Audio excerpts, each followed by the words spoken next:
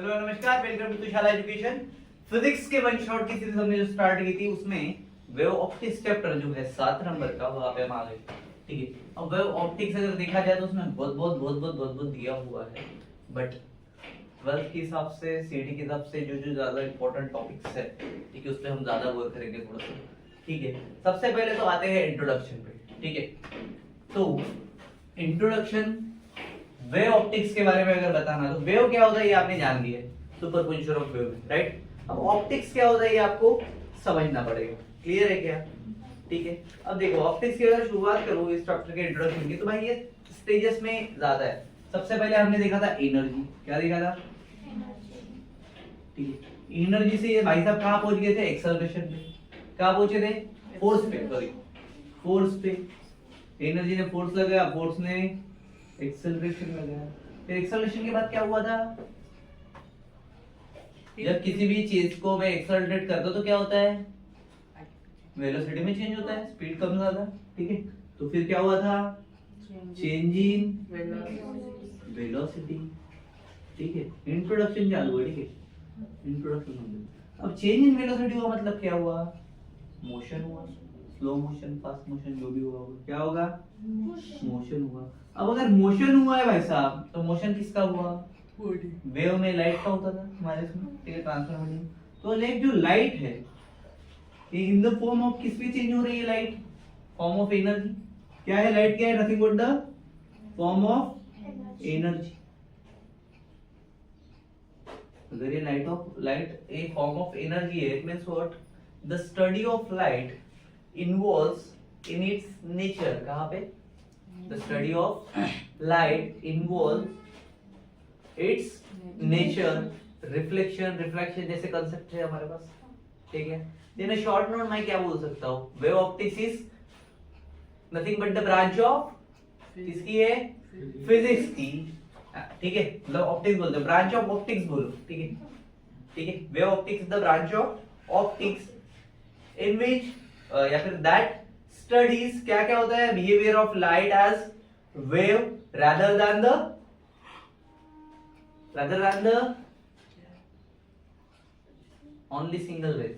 ठीक है, so explaining all those the phenomena in the geometrical optics is called first है interference, second क्या है? diffraction और polarization। इसमें अलग और आएगा, रिफ्लेक्शन आएगा, बहुत सारी चीजें आने वाली है। ठीक है क्या? सबसे पहले नेचर ऑफ लाइट क्या होता है ये समझ लेते हैं। ठीक है, दिया है टॉपिक आपको। अब देखो उसने नेचर ऑफ लाइट में ये भर भर के दिए, इतना सब आता नहीं है, वो कोई काम का भी नहीं है। ठीक है, शॉर्ट नोट में आपको बता दूं नेचर ऑफ लाइट क्या होता है। ठीक है, nature of light means in wave optics light is, क्या बोलेंगे हम उसको? हम ट्रीट करते हैं ट्रांसफर इलेक्ट्रोमैग्नेटिक वेव की तरह। देखो मैं लिख देता हूं, ये समझ में आएगा इंट्रोडक्शन पार्ट। ठीक है, मैं सबका पहले थोड़ा थोड़ा बता देता हूं आपको, तो एक्सप्लेन करने में थोड़ा सा अच्छा रहेगा। ठीक है, क्या बोलेंगे नेचर ऑफ लाइट मतलब क्या? In wave optics, light is treated as the transverse electromagnetic wave.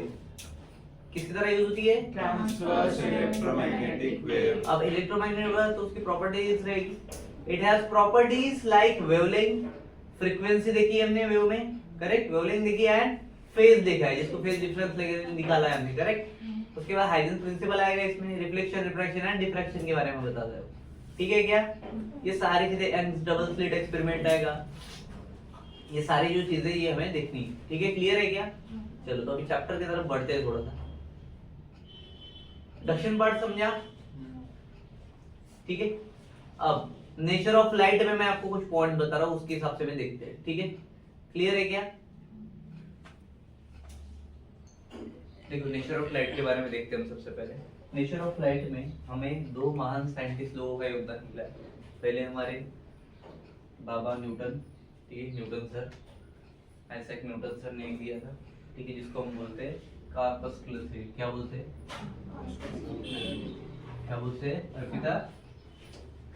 क्या बोलते हैं? पढ़ कार्पस्कुलर पढ़ रहे हो ना? कार्पस्कुलर, स्केलर,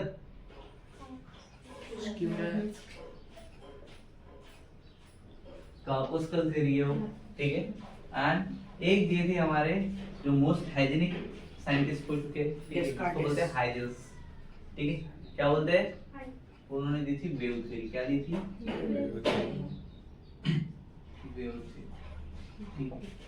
सो इन दोनों का अगर डिफरेंस बिटवीन आया तो सबसे पहले लिखोगे the first theory, corpuscle theory, is given by Newton. Isaac Newton लिखो या फिर न्यूटन लिख देना, सर मत लिखना, ठीक है।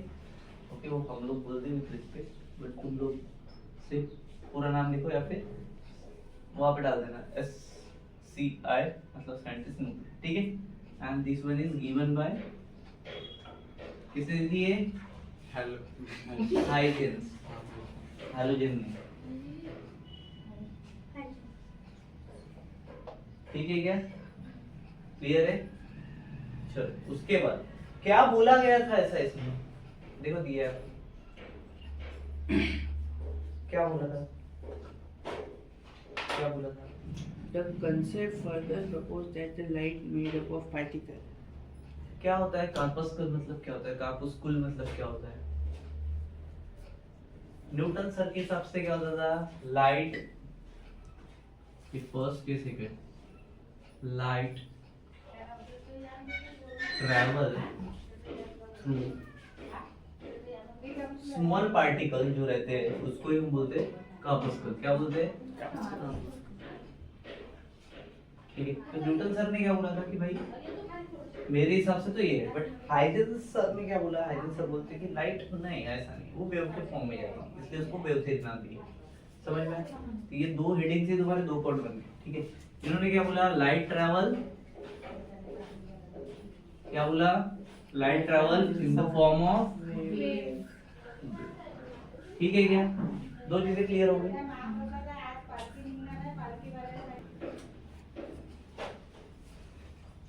चलो तो न्यूटन सर का थर्ड पॉइंट लेते हैं, थोड़ा सा बैकग्राउंड नॉलेज जो भी आ रहा है इग्नोर करो, मैं बीच में तो पॉज कर दूंगा, बट स्टिल हमारे यहाँ पे महाप्रसाद बन रहे हैं मंदिर के लिए, सबको इनविटेशन है, दो मोटो को छोड़ के सब हो सकते हैं। चलो अब न्यूटन सर के हिसाब से क्या था?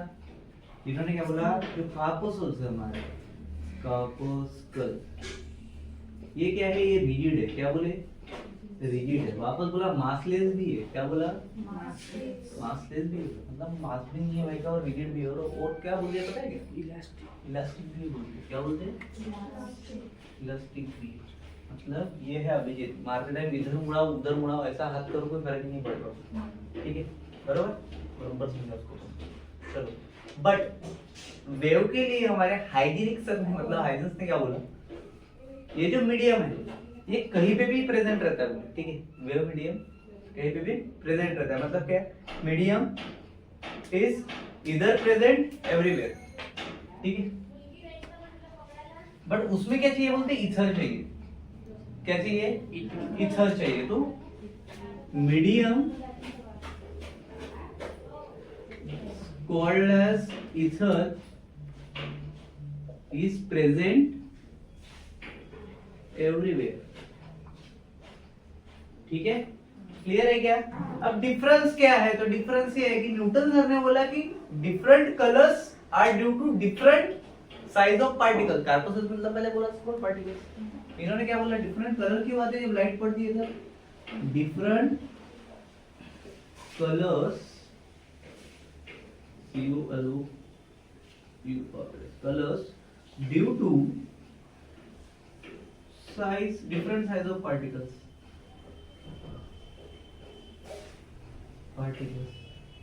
जब न्यूटन सर ने ये बोल दिया तो उसने हाइजेन भाई का कम देगा, वो तो डायरेक्ट हाइड्रोस्टेटिक है। उन्होंने क्या बोला? Difference colour are due to different wavelength of waves, उनकी वेवलेंथ अलग रहती है इसलिए अलग अलग कलर, ठीक है। क्या बोला इन्होंने? चौथा point, different colours are due to different, बोलो, वेवलेंथ ऑफ वेव। पार्टिकल का नामो निशान नहीं इधर, ठीक है क्या? फिर आता है रिफ्लेक्शन के बाद। तो न्यूटन सर वापस से खड़े हो गए, तो दिखाया वहां पे क्या बोले न्यूटन सर? चल ठीक है, तूने ये बोला क्या? ओके, मेरे पास दूसरा पॉइंट है, बोलते क्या बोला? Reflection is due to repulsion between the reflecting surface of the corpuscles. क्या बोला? क्या बोला रे?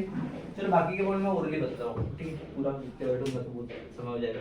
क्या बोला? Reflection is due to, Newton sir का पॉइंट है, क्या बोला? Reflection is due to repulsion between, text book में है आपके, ठीक है? Repulsion between reflecting surface of corpuscle, ठीक है? बट हाइजेनबर्ग गुस्सा आ गया, फिर बोलने क्या बोला? ड्रॉबैक ऑफ वेव थ्योरी, इधर रिफ्लेक्शन ना हो, ठीक है? क्लियर है क्या? ना होता बोलते हो, ठीक है? उसके बाद न्यूटन भाई से वापस आ गए, बोलते there is attraction between refracting surface and the corpuscle, ठीक है? क्या है? अट्रैक्शन है मुझे दोनों के बीच, ठीक है? तो जो हाइजेनबर्ग ने बोला वेव थ्योरी में, एक्सेप्ट डज नॉट वैलिडेट, ठीक है? जो इथर है, ठीक है, वो एग्जिस्ट नहीं करता वो, ठीक है? मतलब क्या? प्रेजेंस ऑफ इथर, और does not valid presence of ether, मतलब इथर ही नहीं है तो मीडियम नहीं है, और मीडियम ही नहीं है तो वेव थ्योरी, ठीक है? तो ये ड्रॉबैक मिल गया, तो जीता कौन? न्यूटन। समझा? न्यूटन तो सुनते हो, ठीक है क्या? क्लियर है? नेचर ऑफ लाइट समझ में आया, ठीक है? क्लियर है? चलो नेक्स्ट देखते हैं, ठीक है? शाम, चलो डुअल नेचर के बारे में देखते हैं। डुअल नेचर क्या होता है? डुअल से पता चल गया होगा, दोगला, ठीक है? लाइट शोज बोथ, डुअल बोला है ना, तो दो कौन से थे? एक पार्टिकल था, both particle and wave according to different condition, wave nature बोलेंगे, ठीक है? समझ में आया क्या? क्या बोलेंगे? Light shows both particle and the wave nature depending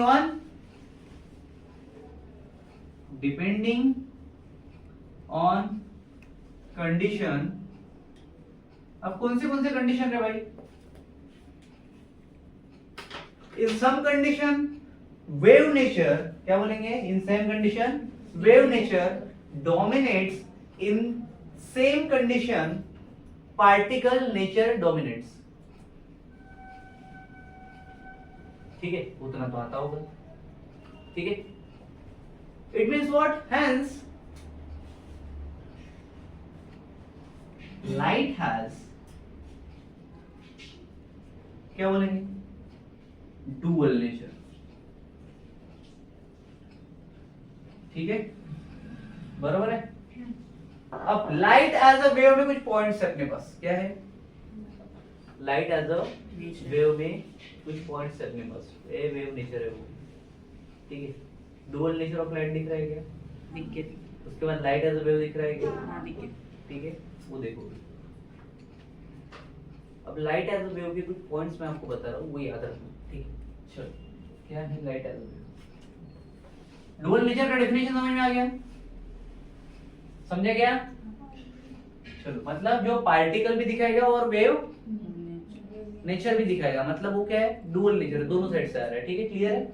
उसके बाद हमें क्या देखना है? Light as a wave. Light as a wave कैसे काम करती है वो देखते हैं, ठीक है? The first point in the light as the wave, क्या बोला है? मैंने बोला था इलेक्ट्रोमैग्नेटिक वेव रहती है इन द फॉर्म ऑफ, ठीक है? तो क्या हो जाएगा वो? The first point is light is the electromagnetic wave, here electric and magnetic field vibrates, electric and magnetic field vibrates, कब वाइब्रेट होगी? दोनों को परपेंडिकुलर रहेगी तब, perpendicular to each other. First point is clear? In the light as a wave में पहला पॉइंट क्या बोला मैंने? Light is a electromagnetic wave, here electric and magnetic field vibrates perpendicular to each other, मतलब कि इलेक्ट्रिक फील्ड यहाँ पे, मैग्नेटिक फील्ड यहाँ पे, बरोबर क्या? क्लियर है ना? ठीक है? उसके बाद उसको मीडियम की जरूरत नहीं पड़ती है, तो we can say that it does not require any medium to travel, ठीक है। सेकंड पॉइंट मिल गया, it does not require any medium to travel, ठीक है। अब वेवलेंथ की रेंज रहती है 10⁻15, क्या रहती है, दी है वहां पे, ठीक है, पीछे के इस पे होगा, ठीक है। इसकी क्या रहती है, रेंज रहती है। तो थर्ड पॉइंट रहेगा wavelength range is 10⁻15 metre to few kilometres, कुछ किलोमीटर्स तक, ठीक है। उसके बाद वो चेंज हो, क्लियर है क्या, क्लियर है क्या। उसके बाद we can say that various rays according to, last point, various rays according to ascending order of wavelength, ठीक है। क्या रहेगा, सबसे पहले आता है जी रेज, क्या आता है,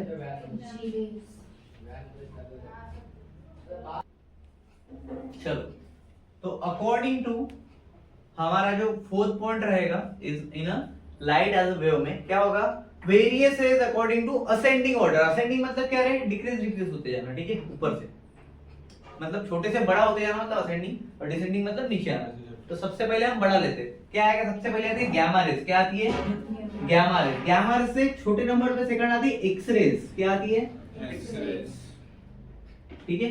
इससे छोटा क्या रह सकता है, सोचो, यूवी रेज, जिसको हम बोलते हैं अल्ट्रा वायलेट रेज, क्या बोलेंगे, यूवी रेज, ठीक है। इससे नीचे सनलाइट,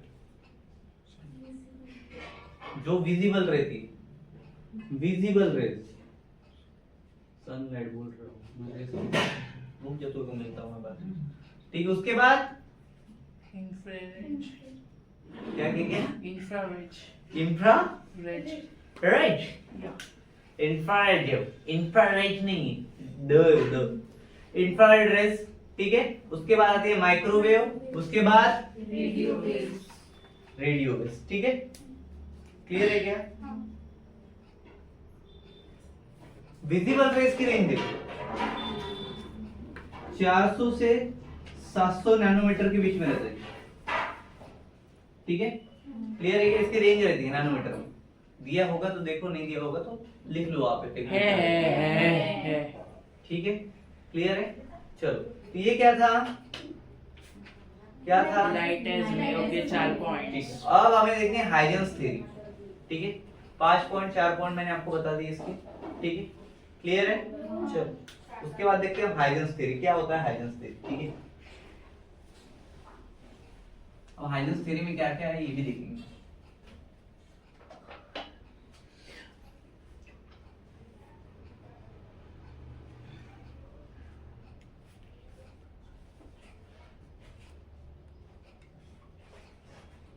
क्या होता है भाई हाइजेंस थ्योरी, सबसे पहले मैंने बताया था कि हाइजेन ने बोला था वेव थ्योरी दिया था, ठीक है।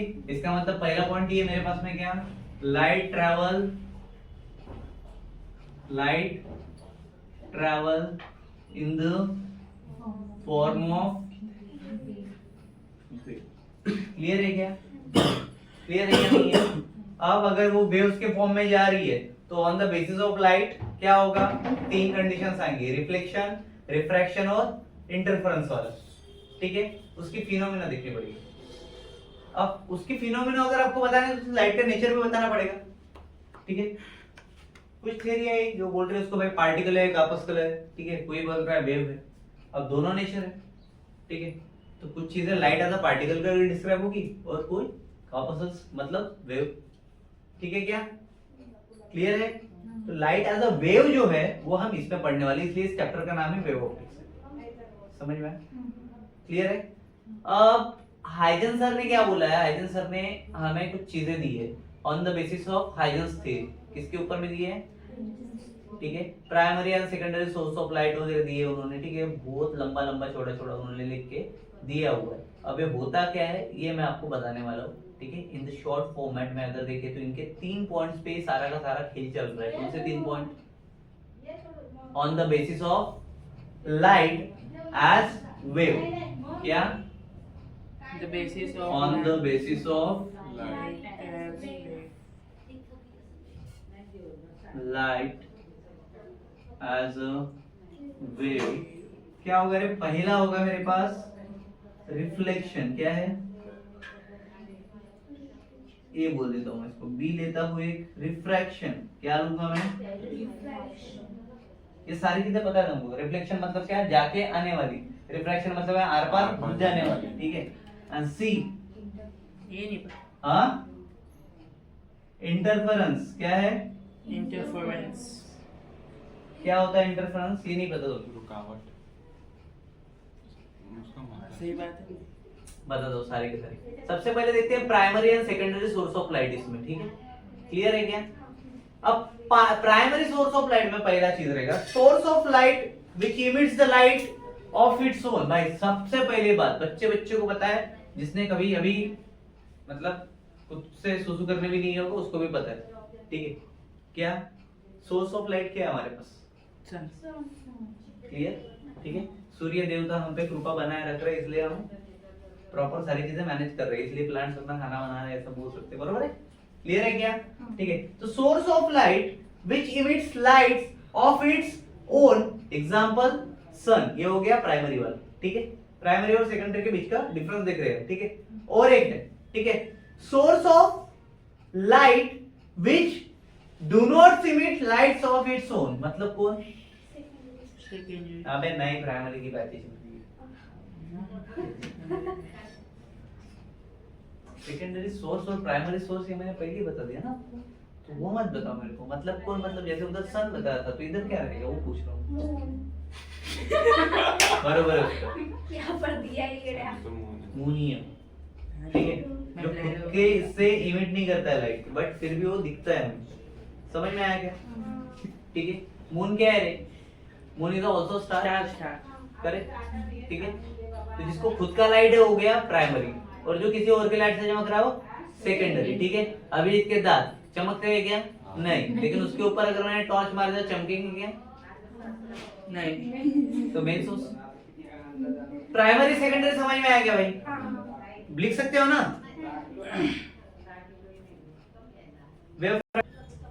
देखो अगर हाइजेंस वेव थ्योरी समझना तो अकॉर्डिंग टू माय एक्सपीरियंस जितना मेरे को पता है तुम्हें ये सारी चीजें पहले समझनी पड़ेगी, ठीक है, कि वेव फ्रंट क्या होता है, ठीक है, नेचर ऑफ लाइट्स क्या होते हैं, ये सारी चीजें जब पूरी तरह से समझ लोगे तब जाके तुम्हें हाइजेंस थ्योरी समझ में आएगी, वरना ना पल्ले बढ़ने वाली चीजें हो, ठीक है, क्लियर है क्या। चलो तो सबसे पहले ये दो डायग्राम के टेक्स्ट में दी हुई है, ठीक है, दिख रही है क्या। अब wave front means what, same state of vibration बोल सकते हैं हम एक तरह से, क्या बोलेंगे, सेम स्टेट ऑफ वाइब्रेशन, ठीक है। Locus of all the points in the medium, locus of all the points in the medium having same phase, having same phase, मतलब क्या हो रहा है, same state of vibrations हो रहा है, उसको क्या बोलेंगे हम, is called as wave front, ठीक है क्या।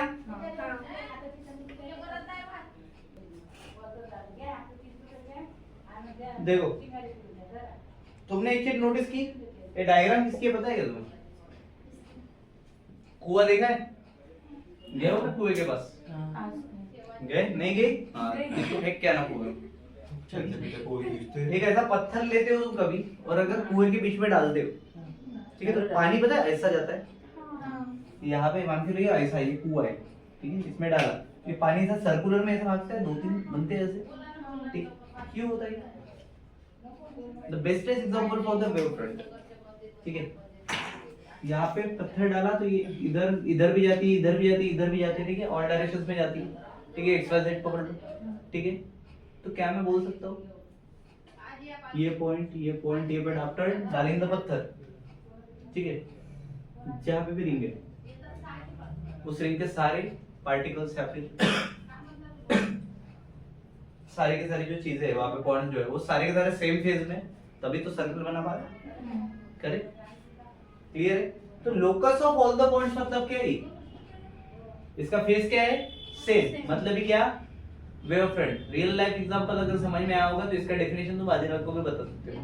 Locus of all the points are in of the medium having the same phase, ठीक है, एक ही फेज में, क्लियर है, कुआं याद रहेगा, ठीक है। अब ये जो सोर्स लिया है एक राउंड सोर्स है, स्फेरिकल, ठीक है, अगर प्लेन है तो ये ऐसा,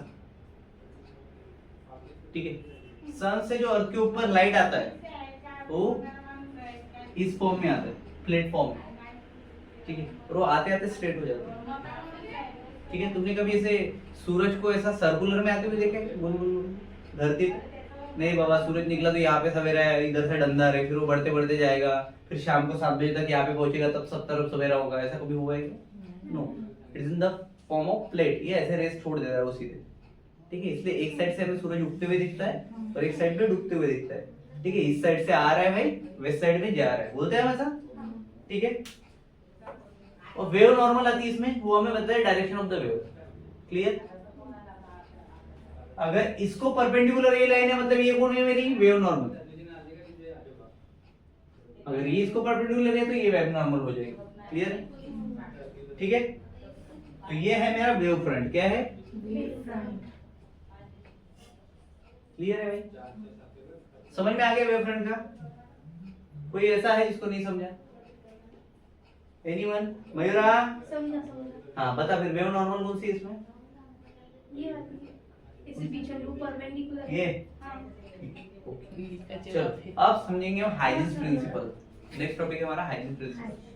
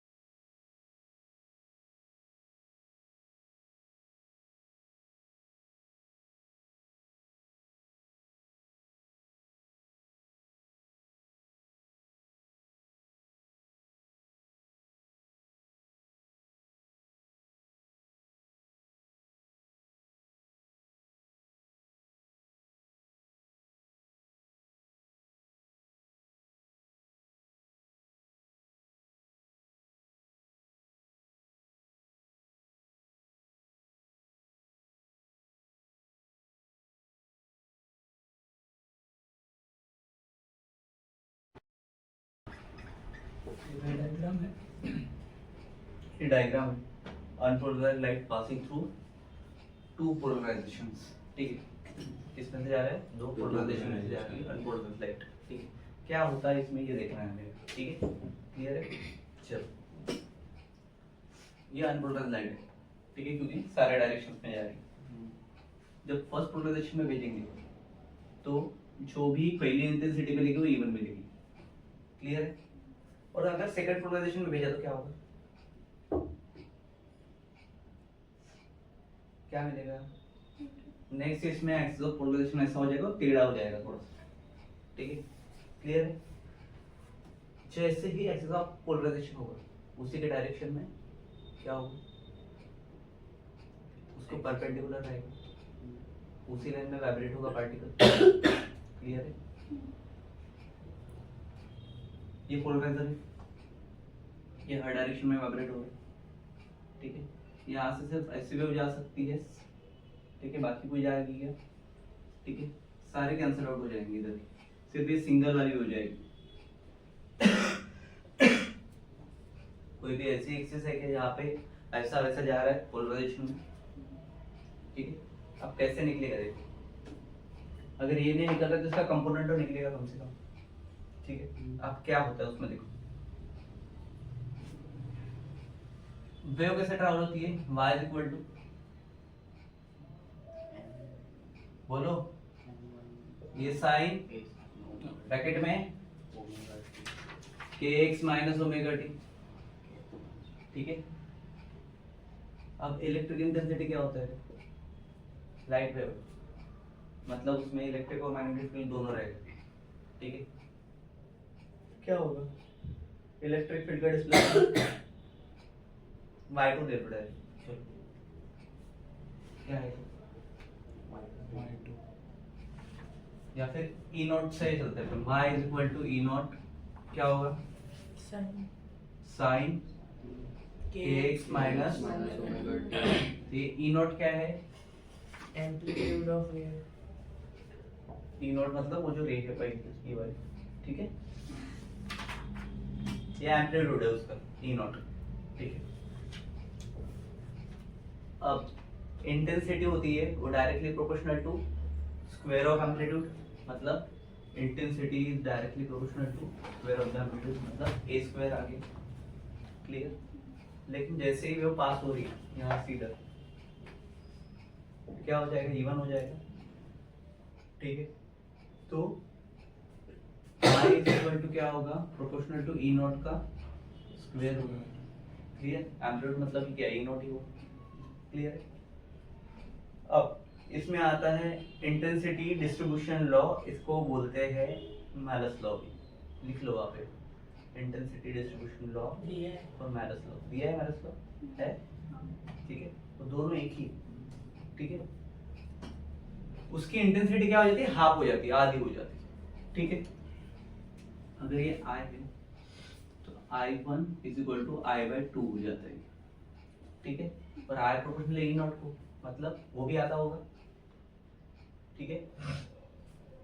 सो I nought is equal to E nought square divide by 2 बोल सकते हैं, क्लियर है क्या?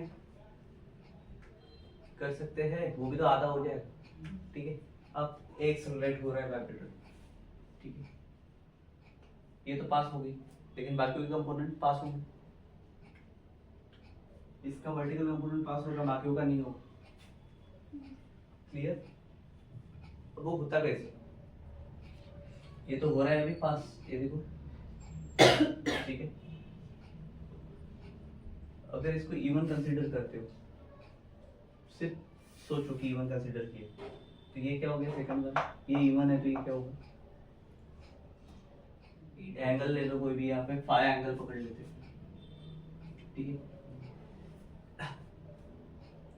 तो साथ वाला और साइड वाला पता है, इवन cos फाई बनेगा उसका, जो लग के जो एंगल बना रहे हो, नीचे वाला इवन साइन फाई होगा, ठीक है। तो ये हो गया मेरा इवन cos फाई और ये इवन साइन फाई, ठीक है क्या? ई नॉट लेके कर सकते हो, इवन लेके कर सकते हो, एज यू विश, ठीक है। क्लियर क्या हो जाएगा, अगर ई नॉट लेके लेते तो क्या हो जाएगा, E1 is equal to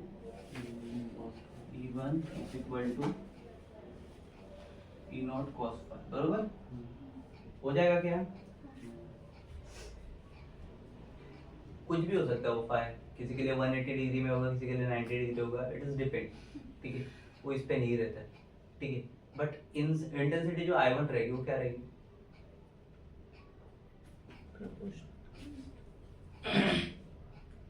E1 square, it is also directly proportional to E naught square cos phi, बरोबर समझे रे, तो E2 क्या हो गया, E1 cos phi, E2 is equal to E1 cos phi. Clear है क्या, तो इंटेंसिटी क्या हो जाएगी, अगर I2 मेरा E2 का स्क्वायर, तो इंटेंसिटी क्या बनी, I2 इज इक्वल टू, देखो E1 square cos square phi, clear है क्या, इसमें कैसे कोई डाउट, ठीक है, फाई की जगह पे तुम लोग थीटा ले सकते हो, ठीक है, एंगल अगर वहां पे कोई भी ले सकते हो, इट इज डिपेंड कि आप क्या ले रहे हो, ठीक है, टेक्स्ट बुक में थीटा लिया है आपके, ठीक है, it is totally depend on you कि तुम क्या कर रहे हो, ठीक है, तो I2 is equal to I1/2 हो जाएगा, I2 is equal to I1/2, बरोबर, ये तो मेरा I1 है, देखो दिख रहा है क्या, ठीक है, I1/2 हो जाएगा, तो अगर I2 is equal to I1/2 है, मतलब direct I is equal to क्या होगा, 2I2. और I2 इज इक्वल टू क्या हो गया, I1 इज इक्वल टू क्या हो गया, 2I2. ठीक है, 2I2 मतलब I/4, ठीक है, क्लियर है क्या, देखो और क्या बोला इसने, कितना याद रहेगा, कितना लिख पाओगे, ठीक है, कौन सा डिस्प्लेसमेंट है, उसके बाद इलेक्ट्रिक एम्पलीट्यूड किसका रहेगा, ये सारी चीजें याद रखना, ठीक है, अब मोलुस लॉ क्या होता है, तो वही होता है, it given the intensity of a linearly polarized light when it passes through the polarizer, ठीक है, वही उसका लॉ, क्लियर है, याद रहेगा क्या, कर लोगे, उसके बाद है पोलराइजेशन बाय रिफ्लेक्शन, ब्रेविस्टर लॉ, ठीक है, पहला है ब्रेविस्टर लॉ से, दूसरा स्कैटरिंग से, उसके नेक्स्ट पेज पे देख लेना, ठीक है, दो दो है, हम दोनों देखने हैं, ठीक है, चलो देखते हैं, देखो नेक्स्ट टॉपिक है हमारा पोलराइजेशन बाय रिफ्लेक्शन, ब्रेविस्टर लॉ के हिसाब से, ठीक है, अब देखो इसमें होता क्या है, पोलराइजेशन मींस ऐसी वेव लाइट की जिसका इलेक्ट्रिक फील्ड एक ही डायरेक्शन में वाइब्रेट होता है, ठीक है, कैसे वाइब्रेट होता है, डायग्राम दिख रहा है, अकॉर्डिंग टू ब्रेविस्टर भाई, एक पार्शियली रिफ्लेक्टिंग और रिफ्रैक्टिंग सरफेस पे इंसिडेंट लेयर, ठीक है, तो जो भी रिफ्लेक्टेड वेव रहेगी वो पोलराइज रहेगी, क्या रहेगी, ठीक है, ये सरफेस है, ठीक है, ऐसा सरफेस पार्शियली है, ठीक है, क्लियर, पार्शियली का मतलब पता है क्या होता है, क्या होता है, पार्शियली मतलब ना पूरी तरह से रिफ्लेक्टेड करेगा ना रिफ्रैक्टेड करेगा, ठीक है, क्लियर है क्या, पार्शियली मतलब आधा आधा, ठीक है, आधा तेरा इश्क आधा मेरा काम, ठीक है, तो कुछ वेव जो है वो रिफ्रैक्ट होगी, कुछ रिफ्लेक्ट होगी, बट एक पर्टिकुलर एंगल, ये जो थीटा भी है, ये ब्रेविस्टर एंगल है, क्या है, तो यहाँ पे जो मिलेगी वो पोलराइज मिलेगी, क्या मिलेगी, तो जो एंगल थीटा आर बन रहा है, ये वाला, ठीक है, थीटा आर जो बन रहा है वो क्या रहेगा,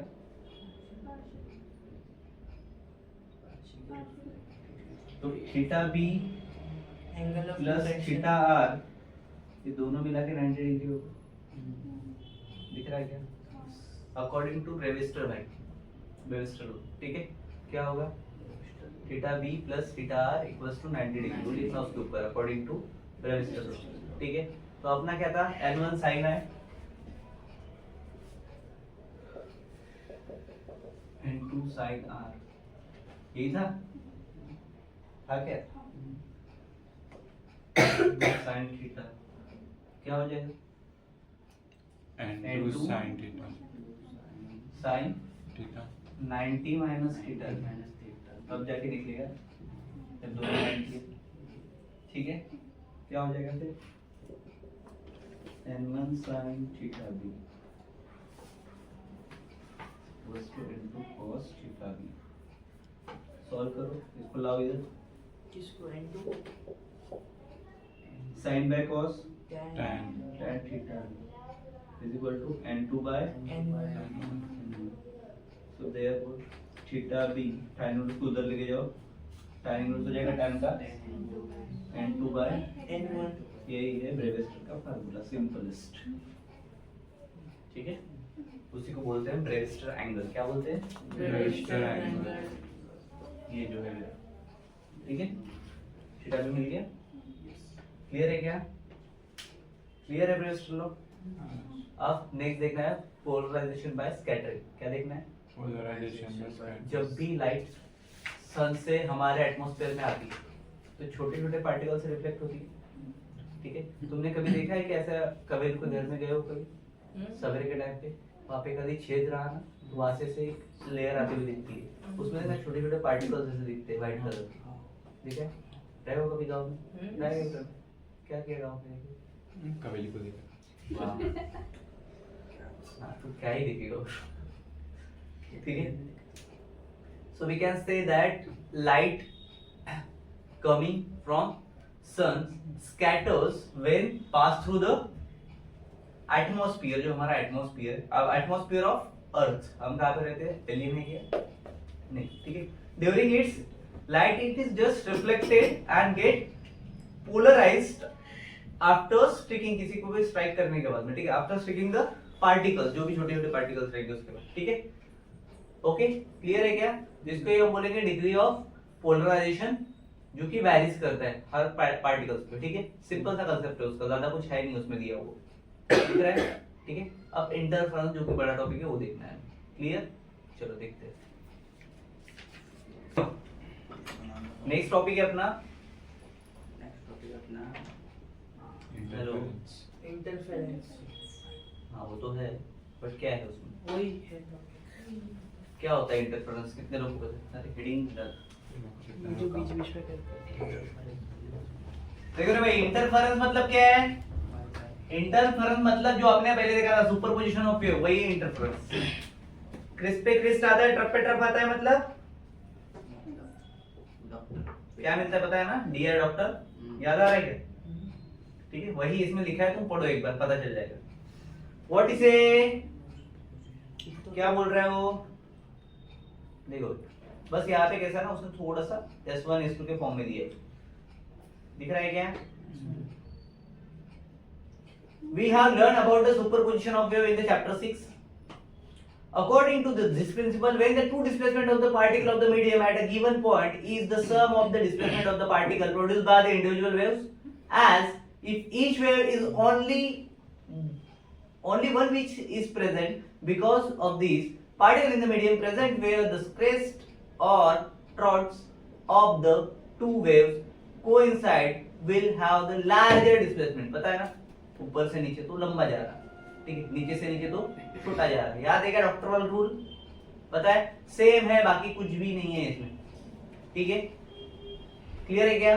the intensity of the wave which is proportional to the square of the amplitude of the wave will be non-uniform, being a larger at some places and a smaller at other, ठीक है? इसी को हम बोलते हैं interference. क्या बोलते हैं? इंटरफेरेंस। क्या बोलते हैं रे? इंटरफेरेंस। क्लियर है क्या?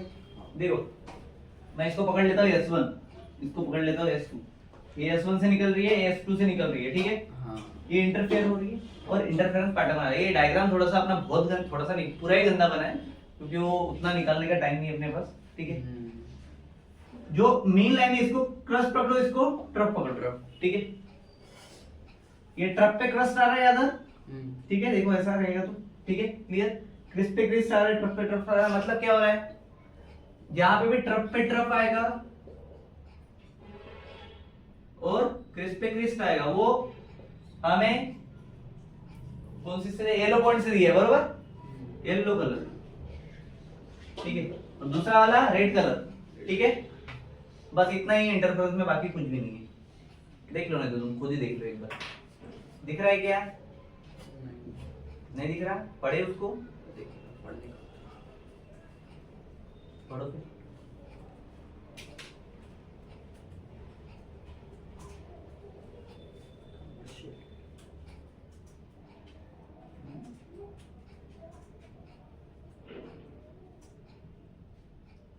समझा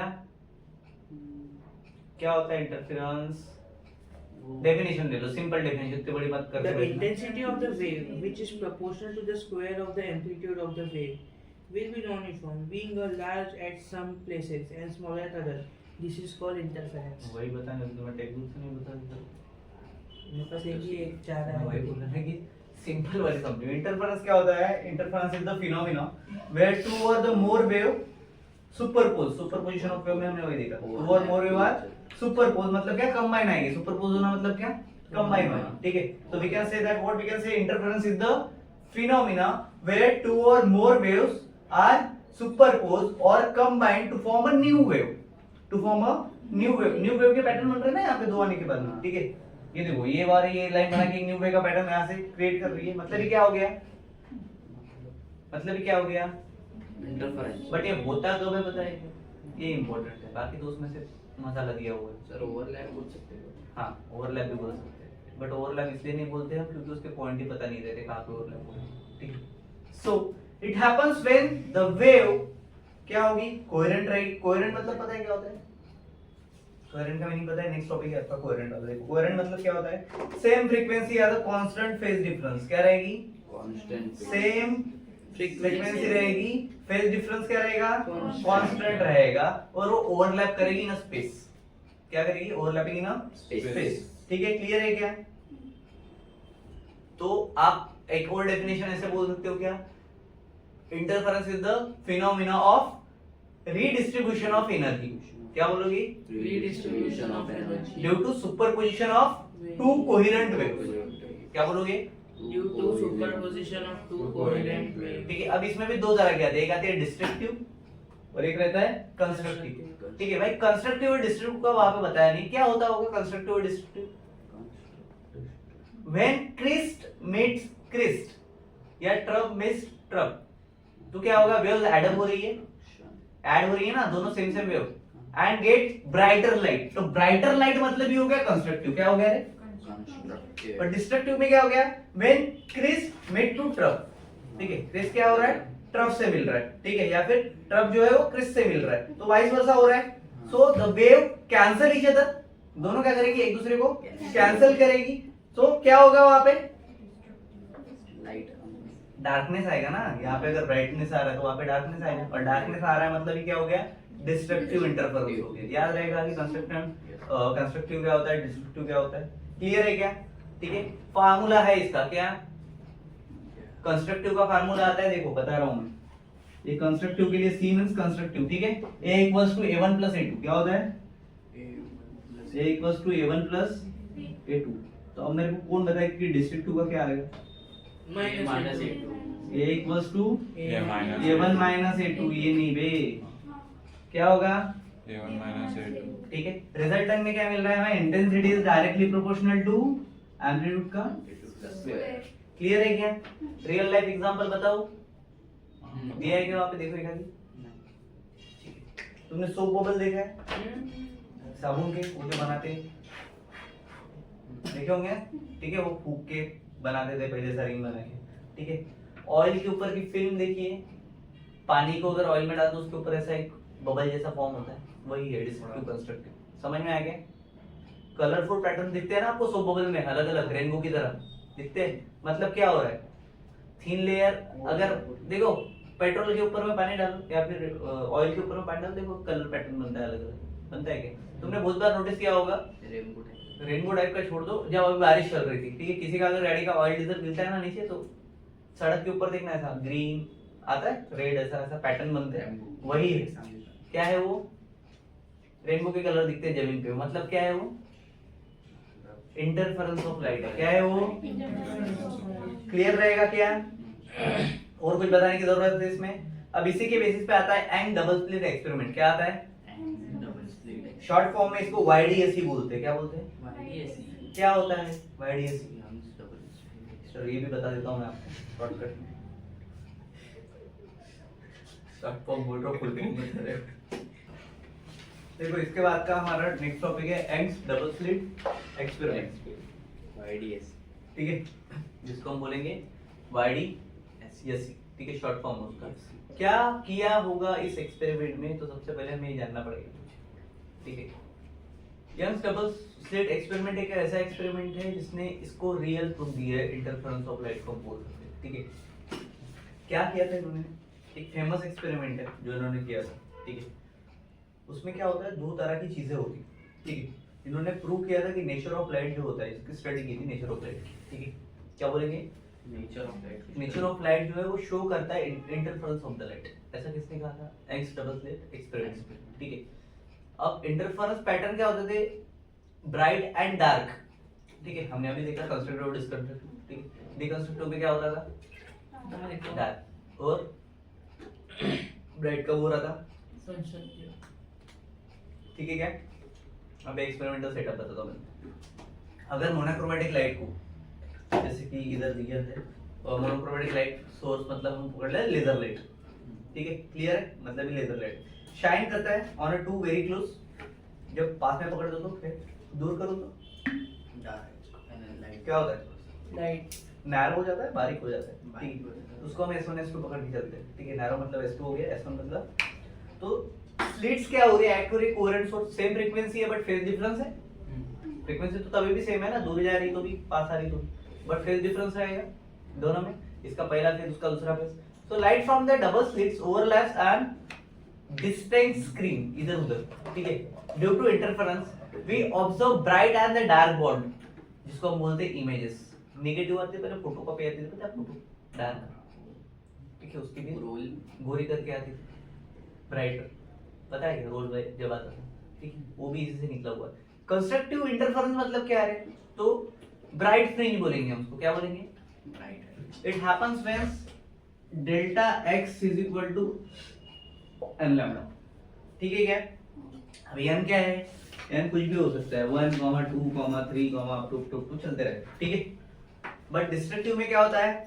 डार्क फ्रिंज। क्या होता है? Dark fringe. उसके लिए क्या है? Delta x is equal to, लगा सकते हैं कोई अंदाजा?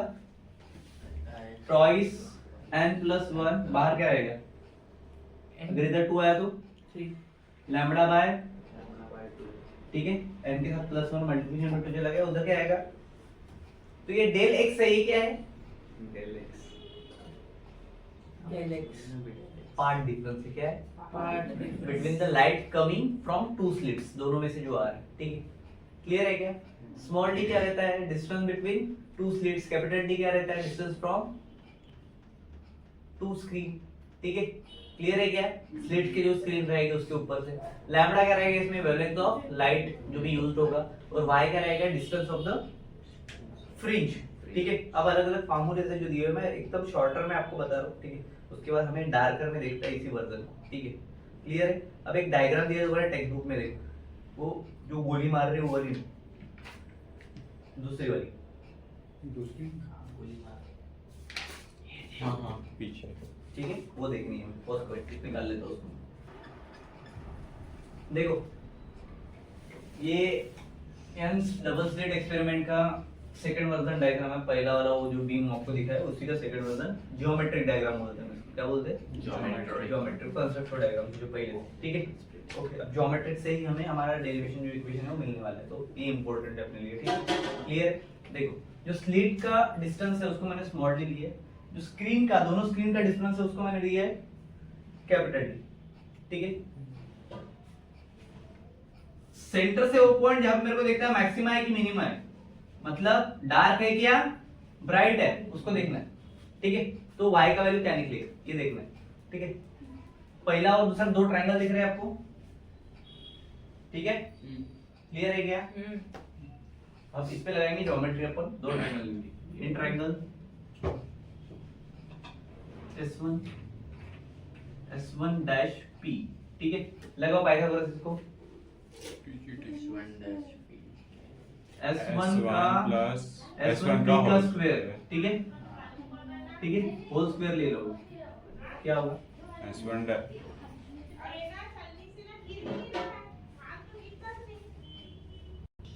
देखो A मीन C क्या है रे? D है, तो D का स्क्वायर हो गया प्लस सेकंड क्या रहेगा? Hypotenuse square equal to first side square plus second side square, मतलब S1 dash P का D/2 हो जाएगा वो, ठीक है, क्या हो जाएगा? तो वो अगर y है तो y माइनस D/2 का स्क्वायर, ठीक है, प्लस y माइनस D/2 का होल स्क्वायर, ठीक है। सेम इसी की तरह दूसरा लो, in triangle S2 dash P क्या आएगा बताओ? D2 plus y S2P का होल स्क्वायर, अभी इधर देखो ना लिखा है ना, minus S1 P का D square plus y plus y plus, हाँ D upon 2 का whole square. क्लियर हो गया? दोनों पाइथागोरस लगा दिए हमने, ठीक है। यहाँ से यहाँ तक y था ना, इधर नहीं था तो y/2 ले लिया हमने, क्लियर है? चलो अब देखो, ये जो पॉइंट P है इधर, ये डार्क है या ब्राइट है ये देखना है, क्लियर है क्या? तो पाथ डिफरेंस फेज डिफरेंस पता चल जाएगा, ठीक है। पाथ डिफरेंस n लैम्बडा होगा तो ब्राइट, मैंने अभी बताया था थोड़ी देर पहले यहाँ पे, ठीक है, और ऑड मल्टीपल होगा तो डार्क, m माइनस हाफ मतलब डार्क हो गया, ठीक है। n माइनस हाफ लैम्बडा मतलब क्या हो गया? डार्क, ठीक है। 2n वाला इक्वेशन में 2 लिख के दिए थे आप, ठीक है, पहले ही बता दिया मैंने आपको। चलो S2P का स्क्वायर माइनस S1P का होल स्क्वायर क्या होगा?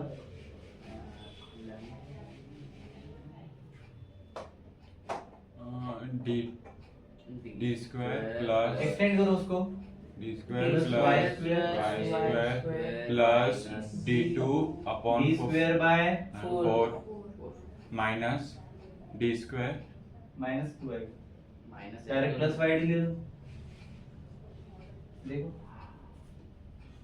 आ रहा है क्या? आ रहा है क्या? minus पहला आया ना, ये प्लस y कर दिया, माइनस वाला बाद में दे रहा हूँ, अच्छा ठीक है। माइनस d पहला, बरोबर है, और d का स्क्वायर, सॉरी D का square. माइनस y स्क्वायर, उसके बाद क्या बचा? minus D square by 4. D square by 4. Minus d square by 4, अब एक और term YD YD. Plus yd minus yd, minus YD Plus YD. Plus YD. देखो क्यों? Q. q A minus B का होल स्क्वायर फॉर्मूला है minus है A square minus 2AB Plus plus B. y sign देखना रे अंदर, Plus B square. क्या कर रहे हैं आप? minus Minus. फिर Minus. चलो क्या क्या कैंसिल होता है देख लो, d स्क्वायर गया, d स्क्वायर गया, y स्क्वायर गया, y स्क्वायर गया, d स्क्वायर बाय 4 गया, d स्क्वायर बाय, बचा क्या? y 2 YD. ये भी क्या है? 2 YD. प्लस प्लस है दोनों, बरोबर है, मतलब S2P माइनस S1P क्या हो जाएगा? 2YD क्या फार्मूला क्या मिलेगा?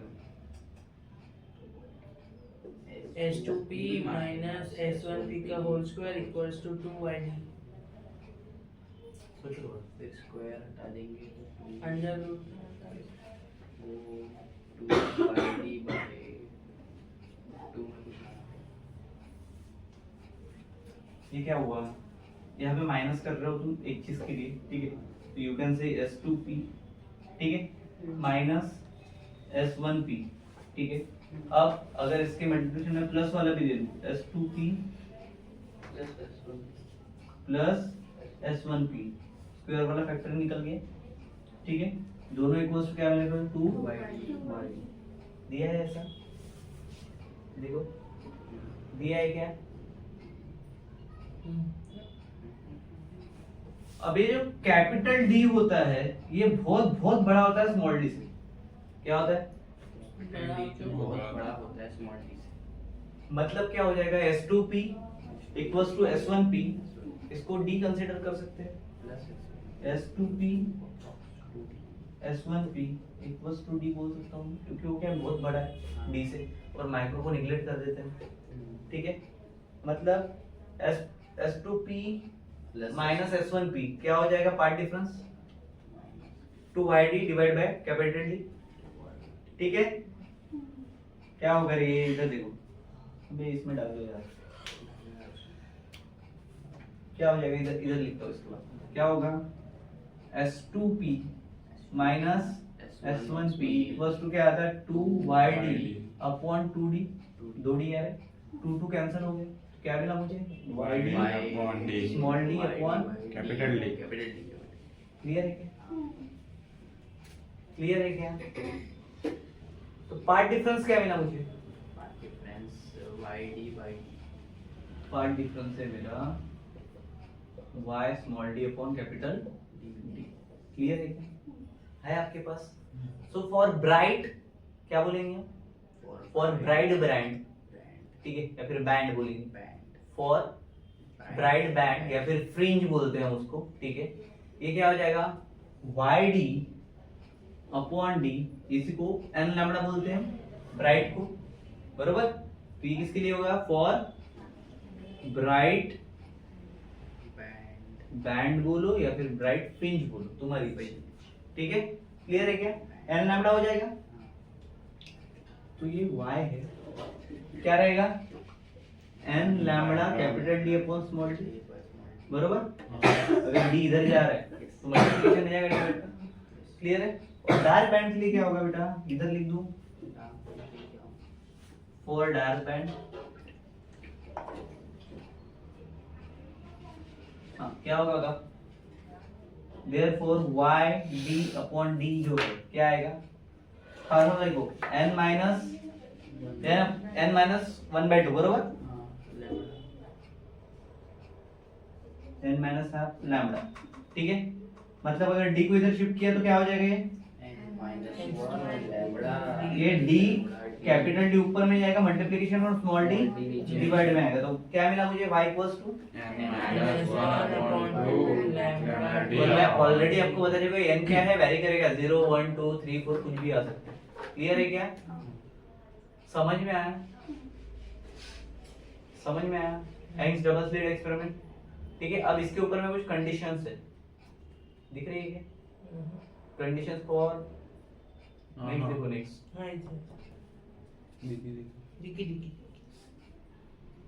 ये जो है इसको रट्टा मारो, घिसके पी जाओ, कुछ भी करो, इसमें से एक आएगा मतलब आएगा, चार में से एक कंफर्म आएगा, ठीक है। Two source of fluid must be coherent, numerical आ सकता है, थ्योरी आ सकता है, एमसीक्यू कुछ ना कुछ पूछता ही रहता है इसके साथ, ठीक है। कंडीशंस, ठीक है। कंडीशंस के पहले एक टॉपिक है, आपको दिख रहा है क्या, नहीं दिखा गया, अबे ये ना मैं चार दिख रहे हैं कि वहाँ पे पेज नंबर बताओ, नहीं दिख रहे, 4 नहीं 6 ना, अरे चार कर लो ना भाई, उसमें से कोई, हाँ ठीक है ठीक है।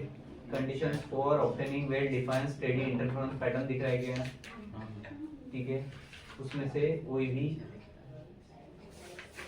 कर लो तो बहुत बेटर रहेगा, बिकॉज उसका आता ही है, क्या है, the two source of light must be either be in the phase or have the constant phase difference in between them, first point second point, मैं जैसे बोल रहा हूँ वैसे लिख लो, ठीक है। the two source of light must be monochromatic, पहले ही बताया था मैंने, to avoid overlapping of the interference pattern of different colors, third point निकालो उसमें से, two source of light must have the same amplitude to get a maximum contrast, ठीक है, to get a maximum contrast between dark and bright fringe, देखो आ गया fringe वापस से, इसलिए मैं फ्रिंज बोल रहा था, ब्राइट नहीं बोल रहा था, ठीक है। क्लियर है क्या, याद रहेगा। उसके बाद में methods of obtaining coherent source दिए, दो मेथड तीन मेथड दिए हुए हैं, दिए है क्या, चल देखते देखो किस तरह से हम दो कोहेरेंट सोर्स ले सकते हैं, methods of obtaining the coherent source, ठीक है। तो उसमें पहला हमारे पास दिया हुआ है, ठीक है, देखो क्या है, लॉयड्स मिरर फैला है, ठीक है, ये है रियल सोर्स मेरा, ठीक है, ये है मेरा मिरर डिब्बा नीचे का, ठीक है। जो लाइट यहाँ से गई रियल सोर्स से, कुछ लाइट इधर जाएगी, कुछ मिरर से रिफ्लेक्ट होकर जाएगी, कुछ डायरेक्ट जाएगी, ठीक है। और यहाँ पे देखोगे तो ये दो सोर्सेस दिखाई देंगे कि दो तरह की लाइट जा रही है, ठीक है, क्लियर है। उसी को सेकंड सोर्स को बोलते हैं वर्चुअल सोर्स, ठीक है, क्लियर है क्या।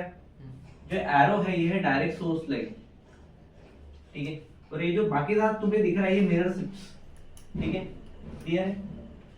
ये सारे रिफ्लेक्टेड वाले, ये सारे रिफ्लेक्टेड है, ये रिफ्लेक्टेड है, ये रिफ्लेक्टेड है, ठीक है, ये रिफ्लेक्टेड है, ये रिफ्लेक्टेड है, ये रिफ्लेक्टेड है, ये रिफ्लेक्टेड है, जो रेड वाली है, ब्लैक वाली, ये सारे रिफ्लेक्टेड है, ठीक है।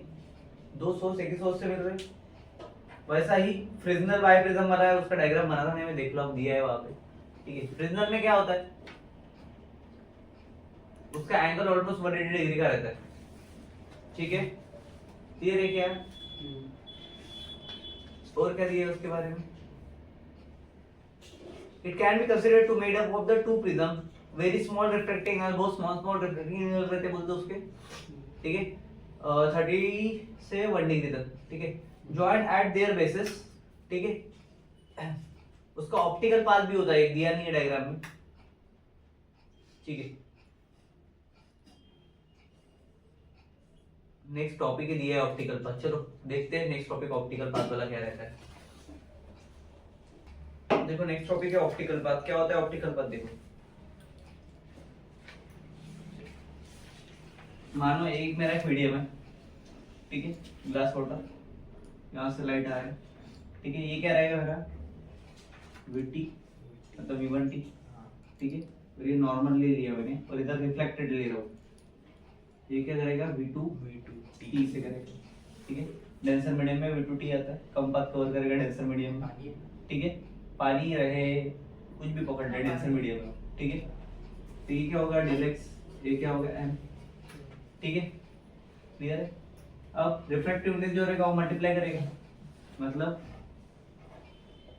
उससे हमें मिलेगा path covered in a rare medium, clear है। इसके बेसिस पे कुछ फार्मूलास दिए आपको, दिख रहे हैं क्या करेंगे हम। ऑप्टिकल पाथ मतलब क्या, the path del x travels by the light in the medium of the refractive index small m, ठीक है, in the particular time has its equivalent path, and del x in a vacuum is same time that the equivalent path n into del x is the optical path, ठीक है, ठीक है क्या समझ में आया, ठीक है, समझ में आ रहा है क्या, क्या समझ में आया बता।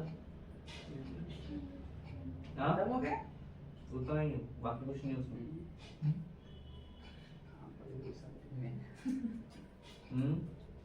हम डेफिनेशन ढूंढ लेंगे, वो मैंने दिए क्या होता है। You can say that optical path it means second formula तुम लगा सकते हो म्यू इनटू डी, ठीक है। क्या होता है optical path is the product of, mu को हमने बोला था रिफ्रैक्टिव इंडेक्स, ठीक है, so is the product of refractive index of the medium and the actual path length travel by the light, मतलब ये हो गया ऑप्टिकल पाथ, क्लियर है। तो उसका डेफिनेशन है उसमें तुम डाल सकते हो optical path is equal to mu into D, मतलब म्यू क्या हो गया refractive index of the medium and D क्या हो गया actual distance geometrical path length, ठीक है क्या। अब ऑप्टिकल पाथ इंपॉर्टेंट क्यों है, अगर ऐसा कुछ क्वेश्चन आते you can say that why optical path is important, ठीक है। What we can say the light travels, जैसे वहां पे है हमारे पास sure in a denser medium, ठीक है, डेंसर मीडियम मतलब कि ग्लास हो गया, वाटर हो गया, ठीक है, जो भी डेंस पार्टिकल्स होंगे उनके साथ में, ठीक है। The optical path accounts for both distance and as well as speed of light, ठीक है, you can say both, ठीक है, light in the medium, clear है। मतलब ये क्या हो गया ऑप्टिकल पाथ एक क्या कर रही है, वो हेल्प कर रही है कैलकुलेटिंग द फेज डिफरेंस हमको, इसलिए वो ऑप्टिकल पाथ इंपॉर्टेंट, समझ में आया क्या। एंड इंटरफेरेंस पैटर्न भी दिखा रहे हैं in the wave optics, clear दे रहे क्या। तो पार्ट डिफरेंस अगर हमें निकालना है तो μ1 d1 माइनस μ2 d2 ले सकते हो तुम लोग, क्लियर है क्या। जैसे टेक्स्ट बुक में देखोगे, देखो वहां पे दिया है time is equal to distance upon speed, ये फार्मूला तुमको पता नहीं है, नहीं पता, ठीक है। उसके बाद में ऑप्टिकल पाथ देखा है, देखो वहां पे दिया है D vacuum, vacuum vacuum multiplied by D medium, मतलब कि वही हो गया n into d, बरोबर है, मतलब कि म्यू इनटू डी हो गया। क्लियर है क्या? क्योंकि ए क्या है, distance of D travelled in the medium. Clear है क्या? समझ में आ गया? सेम चीज है, थ्योरेटिकल पार्ट है वो पूरा का पूरा। क्लियर? उसके बाद है next topic diffraction of light. क्या होता होगा डिफ्रैक्शन ऑफ लाइट? डिफ्रैक्शन सुना है हमने? डिफ्रैक्शन मतलब क्या होता है? जो एजेस से बेंड होता है उसको क्या बोलते हैं? So we can say that the bending of the light at the edges, मतलब क्या हो गया? Is called as diffraction. ठीक है, इसमें दो तरह के डिफ्रैक्शन आता है। एक आता है फ्रॉनहोल, जिसको हम बोलते हैं फ्रॉनहोल्फर। ठीक है, दो आते, फ्रॉनहोफर बोलते हैं, कोई फ्रॉनहोफर बोलता है। ठीक है, फ्रॉनहोफर डिस्ट्रैक्शन एक है, और फ्रॉनहोफर डिस्ट्रैक्शन में क्या है?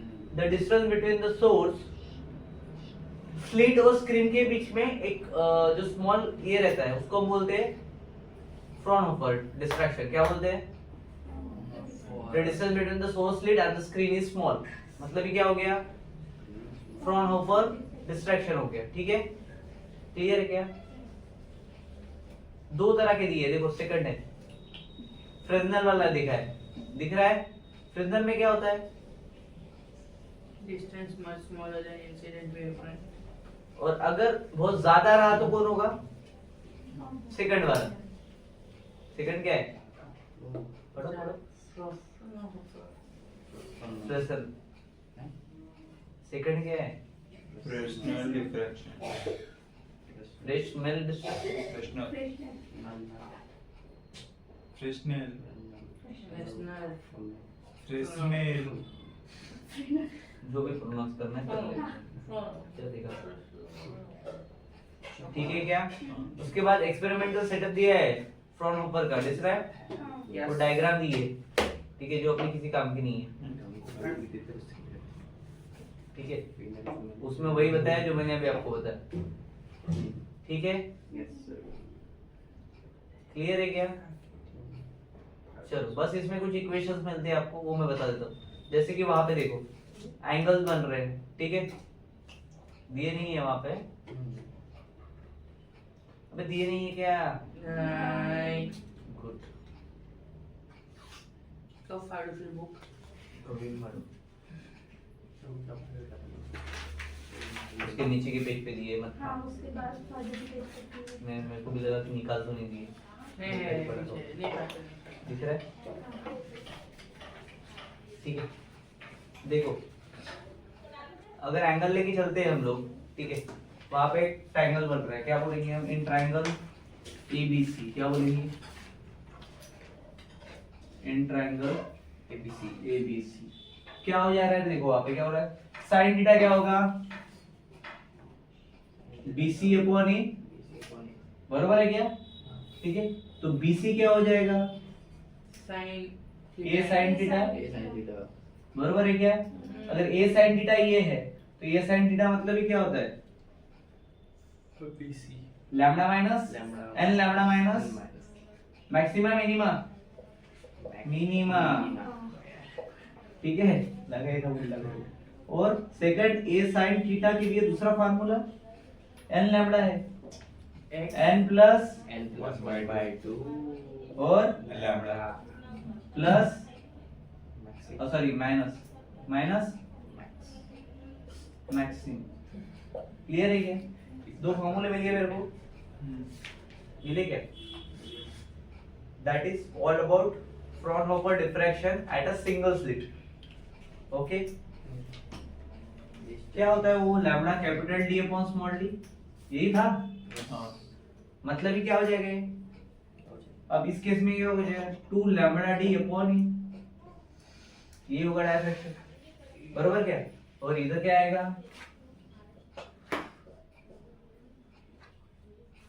क्लियर? डायफ्रैक्शन समझे क्या? उसके बाद एक कंपैरिजन टेबल है, ठीक है, वो पूछते हैं भाई, कर लो उसको, बना लेना बुक में। एक कंपैरिजन टेबल आता है, सिंगल स्लिट डिफ्रैक्शन पैटर्न, और इसमें क्या क्या है देखो आप अभी निकाले हुआ फार्मूला भी है वहां पे। ठीक है, क्लियर है क्या? ठीक है, कर लोगे? बे हो गया नहीं। उसके बाद रिजॉल्विंग पावर वाला टॉपिक देखो, दिख रहा है? बे लिखा है ना वहाँ पे, दिख गया? बोले नहीं रिजॉल्विंग कहाँ से बोलते हो? घर से नहीं कहाँ पे बता? दे रहे उसको, पेज नंबर दे। डबल स्लिट पैटर्न वाला जो है ना, 180 उसके नीचे 7.10 देखो, आई की वैल्यू ठीक है। रिजॉल्विंग पावर क्या होता है? The ability of an optical instrument, अब ऑप्टिकल इंस्ट्रूमेंट तुम्हें पता है कौन से, right? The ability of an optical instrument to distinguish between the two distinct object is called as resolving power. Second point में लिखना उसमें, इट डिपेंड्स ऑन डायमीटर, ठीक है, जिसको अपर्चर पे बोलते हैं हम। वेवलेंथ पे भी करता है, वेवलेंथ किसका? लाइट का, wavelength of light used at the angular separation, ठीक है। The minimum angle of the separation, third point, up to which an optical instrument distribute between two distance point is called as limit of resolution. क्या होगा? और उसका reciprocal जो रहेगा, the reciprocal of the limit of resolution is called resolving power. समझे क्या? है वहां पे सारे पॉइंट, ठीक है। अब रिजॉल्विंग पावर होता क्या? इतना मैंने बड़बड़ किया, कुछ समझ में आया? समझाओगे ना? ये था थ्योरेटिकल, पढ़े लिख लेना, प्रैक्टिकली बता। एक ऑब्जेक्ट का मेरे से डिस्टेंस और दो ऑब्जेक्ट का, मतलब इन दोनों का डिस्टेंस और मेरा इन दोनों से डिस्टेंस, मतलब ये रिजॉल्विंग पावर। कैसे? सुनो, दो अलग अलग सोर्सेस लिखते हैं। तीन बॉटल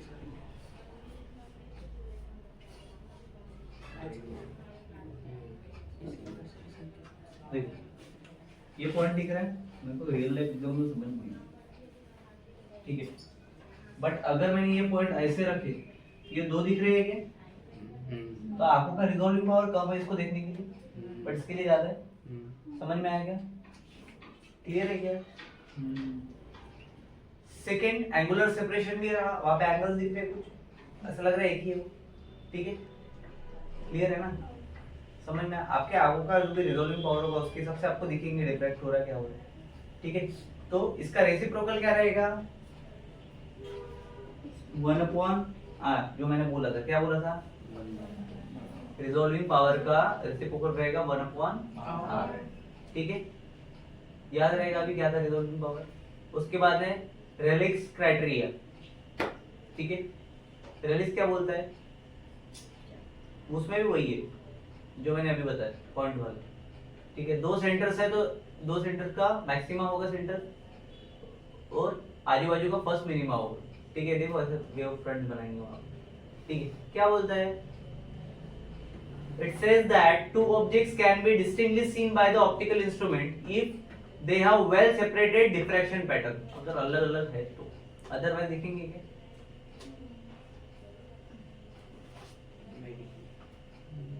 पहले का सेंट्रल मैक्सिमा अगर पहले की इस पे गिरेगा मिनिमा पे, तो क्या होगा? अनरिजॉल्व्ड रहेगा। पहली डायग्राम देखो, पहले मिनिमा पे गिरा तो अनरिजॉल्व्ड है। सेकंड देखो, जस्ट रिजॉल्व। पहले का मिनिमा दूसरे का मिनिमा पे गिरा तो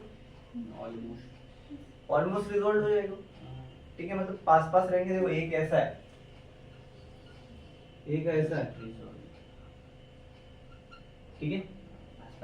तो मतलब हो गया था, ठीक है। दोनों का मैक्सिमा तो unresolved, it is just resolved. और अगर ये ऐसा है भाई, तो ये क्या होगा? हाँ, वेल रिजॉल्व। ठीक है, क्लियर है। चलो उसके बाद में दिया है फॉर टू लीनियर ऑब्जेक्ट्स, दिख रहा है क्या? जो भी हमारा y रहेगा वो क्या रहेगा?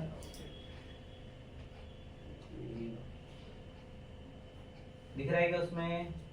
टू लीनियर ऑब्जेक्ट दिख रहा है क्या?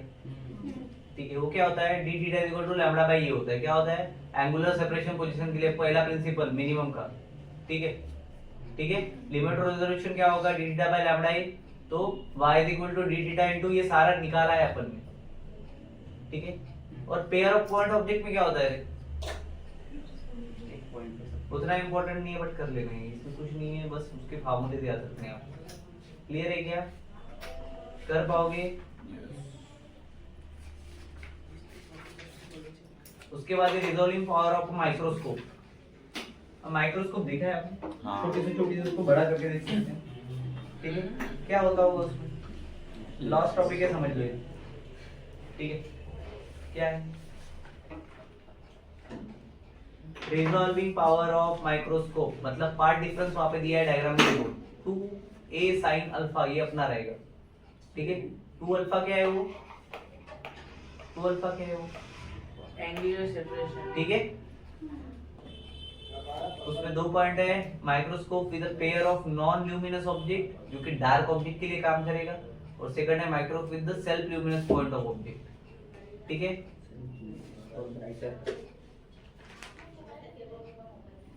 क्या रहेगा उसका formula? Resolving power is equal to lambda upon twice N A. आ रहा है क्या?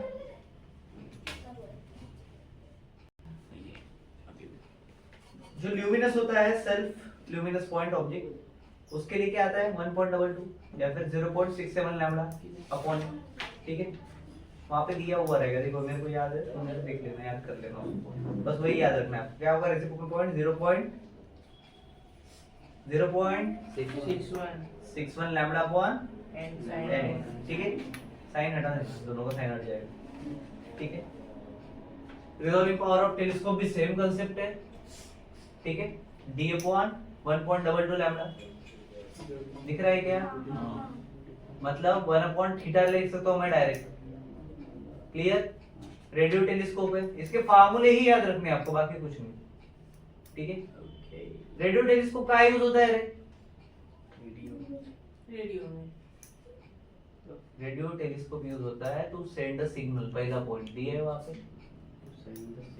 यूज टू सेंड सिग्नल पहला, ठीक है? कहाँ पे? कम्युनिकेशन में, ठीक है?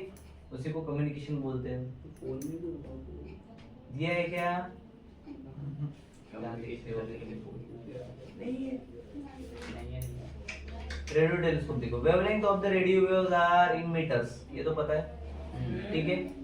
So same limit of the resolution that the optical telescope diameter of a radio telescope should be very large, that is kilometer per is the single disc that large diameter of the imperative GMRT. Line microwave radio telescope GMRT दिख रहा है, ये full form याद रखना, करो उसको मार, ये पुणे में